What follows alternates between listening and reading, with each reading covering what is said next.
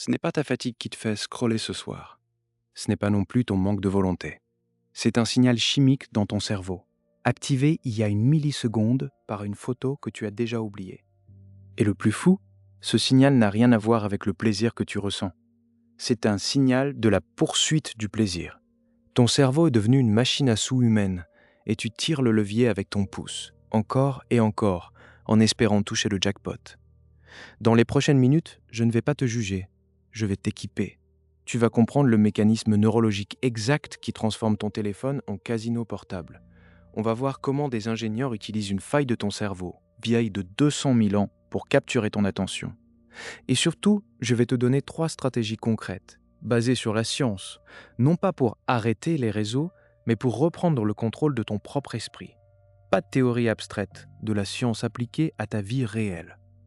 La plupart des gens pensent que la dopamine est la molécule du plaisir. C'est faux. C'est une simplification dangereuse. La dopamine, c'est la molécule de la motivation, de l'anticipation. C'est le « vas-y, continue, la prochaine pourrait être la bonne ». Et les neuroscientifiques ont compris ça de manière spectaculaire dans les années 90. Une étude de Wolfram Schultz, publiée en 1997, a tout changé. L'expérience était simple.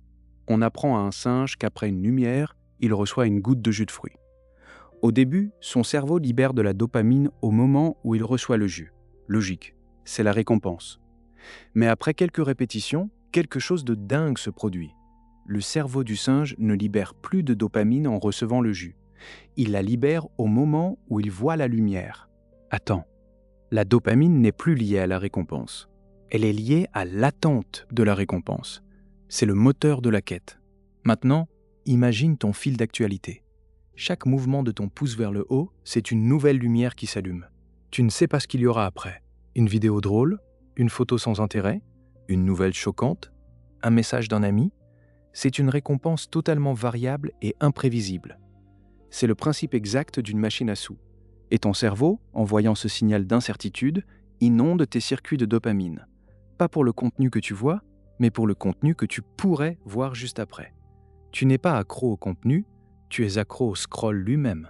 Mais pourquoi ce simple circuit est-il si puissant ? Parce qu'il ne fonctionne pas seul. Il est connecté à 2 de nos peurs les plus profondes, les plus primitives. Ces 2 peurs, c'est la peur de l'exclusion et la peur de l'insignifiance. On parle de FOMO, la peur de manquer quelque chose, et du besoin de validation sociale. Écoute bien, parce que c'est là que tout bascule. Pendant des centaines de milliers d'années, être exclu du groupe, c'était une condamnation à mort. Ton cerveau est programmé, au plus profond de son ADN, pour surveiller constamment ce que fait la tribu. Où est la nourriture ? Où est le danger ?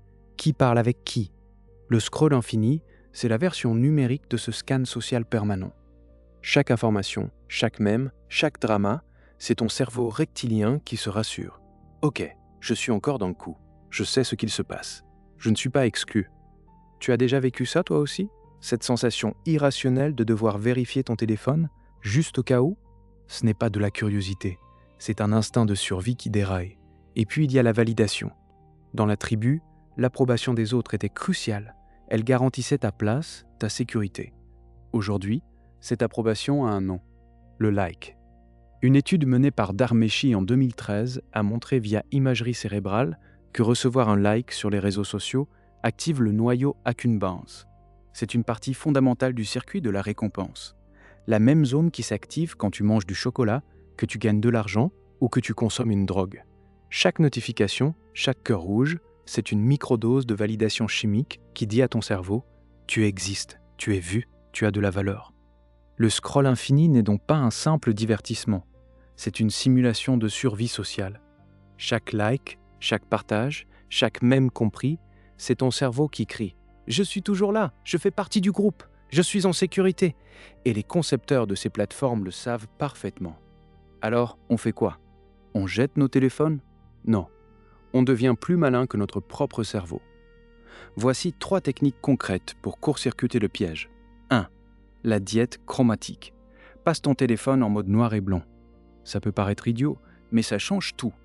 Toutes ces icônes rouges, ces photos vibrantes, ces couleurs vives sont conçues pour déclencher une réaction émotionnelle et une libération de dopamine. En noir et blanc, le monde numérique devient instantanément moins appétissant. la récompense variable perd de son éclat. Tu ne tues pas le système, tu le rends juste beaucoup moins puissant. 2. La technique des lots. Au lieu de vérifier ton téléphone toutes les 5 minutes, tu définis 2 ou 3 créneaux dans la journée. Par exemple, 30 minutes à midi et 30 minutes le soir. Le reste du temps, les notifications sont coupées. C'est difficile au début, parce que ton cerveau va crier au FOMO. Mais en faisant ça, tu lui réapprends qui est le patron. Tu passes d'une réaction compulsive à une consultation intentionnelle. Tu ne subis plus, tu décides. 3. La règle de l'interaction active. Pour chaque 10 minutes de scroll passif, force-toi à faire une action active et significative. Envoie un vrai message à un ami, laisse un commentaire construit et positif, partage quelque chose que tu as créé. Ça déplace la source de dopamine. Tu ne la reçois plus d'un algorithme imprévisible, mais d'une connexion humaine réelle. Ce n'est pas un défaut de caractère, c'est de la biologie. Et tu peux utiliser la biologie à ton avantage. Réfléchis à ça une seconde. Tu n'es pas faible ou sans volonté quand tu te perds dans le scroll. Ton cerveau fait simplement ce pourquoi il a été conçu depuis des millénaires. Chercher des récompenses pour survivre et s'assurer d'être accepté par le groupe. Le problème, c'est que cet outil de survie préhistorique est aujourd'hui exploité par la technologie la plus avancée qui soit. Mais maintenant, tu le sais. Et ça change tout. À partir de maintenant, quand tu verras quelqu'un dans le métro, les yeux rivés sur son écran, scrollant sans fin, tu ne verras plus un zombie. Tu verras un cerveau humain en pleine quête de connexion et de validation, piégé dans une boucle conçue par les ingénieurs les plus brillants du monde. Tu ressentiras de l'empathie, pas du jugement. Et quand tu prendras ton propre téléphone, tu ne seras plus la victime inconsciente, tu seras le scientifique. Tu observeras le mécanisme en toi, tu sentiras l'envie monter, tu reconnaîtras le « et si je manquais quelque chose ?» et tu pourras sourire. Parce que maintenant, tu as la carte du piège, et celui qui a la carte ne peut plus se perdre. Ce que tu viens de comprendre sur le scroll, ce n'est qu'une seule boucle qui tourne dans ton cerveau. Il y en a des dizaines. Abonne-toi, pas pour me faire plaisir, pour toi, pour continuer de déchiffrer la machine la plus complexe de l'univers, la tienne. Dans la prochaine vidéo, on va parler du paradoxe de la procrastination. Pourquoi ton cerveau choisit une souffrance certaine et immédiate plutôt qu'un accomplissement futur? La réponse neurologique va te choquer.